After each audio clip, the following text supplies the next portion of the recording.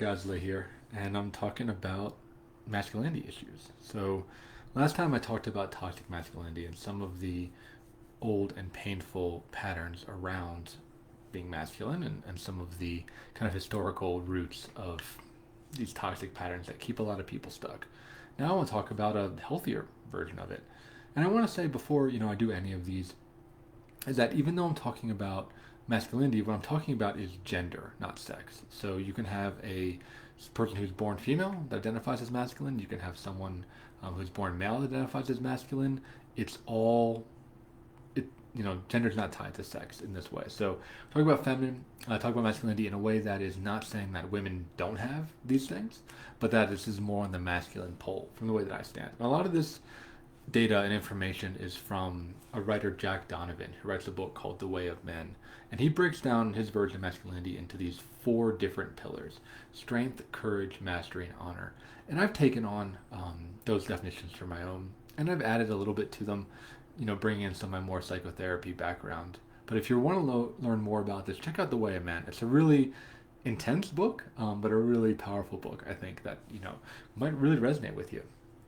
So over the next couple of videos, I'll go through each of those four pillars, talk about the definition, how they show up in the real world. So the first one is strength. Now, when you think of strength, most people, especially when talking about men, think about physical strength, right? They think about how much can you lift, or how far can you run, or that kind of thing. And I do think that's a part of it. I don't want to totally discount that. I think when men look at judging other men for how masculine they are, they often do look at how strong they are, right? Like how physical they are, how capable they are, what they are able to do in the world. But I'm going to add on to that definition. I'm going to add both, emotional, mental, and spiritual strength as a way to judge how strong a man can be. So it's not just physical feats of daring do and bravery and all that kind of stuff. It's also emotional strength, and that's really what I work on with my clients, is increasing their ability to be emotionally strong. And what that means, as kind of a counterpoint to toxic masculinity, is it's not about grinning and bearing it, just like toughening through a feeling, not having a feeling. This idea of like putting things down in a box, being strong in that way, which means often not being strong at all, because those people tend to be incredibly fragile, for the most part. But emotional strength is actually being able to not just tolerate the feeling, but extract the wisdom and work with the feeling. All the emotions that we have a message to them. They're not just coming out of nowhere. They're not just random. They either have a message about how we really think and feel about a certain situation, or they have a message from our childhood showing us that, hey, this thing was very painful for us when we were growing up. Now, a mostly strong man is able to extract those messages and act rightly, justly in those moments. So, for instance, when there's anger, the message of anger is, this is not okay, or a boundary needs to be set here, or I feel like I'm being betrayed, abandoned, something like that, right? There's an underlying message instead of just that like kill instinct that we get with anger. There's something underneath. Oftentimes, anger is indicating that there's hurt.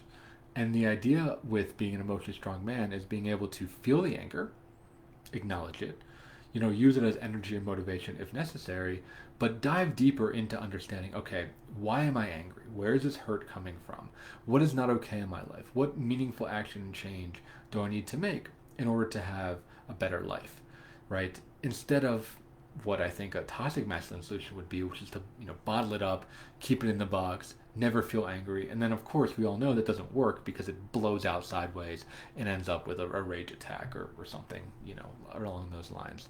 So the idea of being emotionally strong is feeling, understanding, and being able to contain the emotions. One that's really tough for a lot of guys, and a good way that I can judge emotional strength, is grief.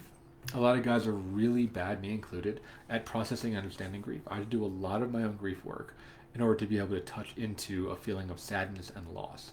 Growing up, we're told that we're not supposed to feel grief. We're just supposed to kind of like move on, be strong again, right? Like being strong during a funeral means not crying and not feeling grief, just like being there. And that's just not, not healthy. It's just not great, right? So the idea of being strong in grief is being able to truly feel it, process it, move it through you, and then acknowledge the loss, right? Acknowledge the fact that you've lost something that really is meaningful to you and take action to either honor it and incorporate it into your life or maybe find something else that meets similar needs, right? There's a lot of action that can happen if we understand our feelings and our emotions. So that's emotional strength. That's the one that I mainly focus on. Other examples would be mental strength, which is the idea of being intellectual, right? Being able to hold kind of contradictory ideas at the same time, being able to be open-minded, and able to take in new information and make new conclusions, being able to focus for a long time, having strong mental fortitude, all these things, right? And if you can see the trend here, it's not about suppressing; it's about feeling, acting, and moving through. Right? Someone that's physically strong doesn't suppress the weight that they're lifting. They're able to lift the weight, move it, and manipulate it with skill. That's what makes real strength. And the last one would be spiritual strength, which is the idea of maintaining your ethics, maintaining honor, which is a one we'll talk about down the line, but maintaining a sense of humbleness and a sense of belonging in the world, even when the going gets tough.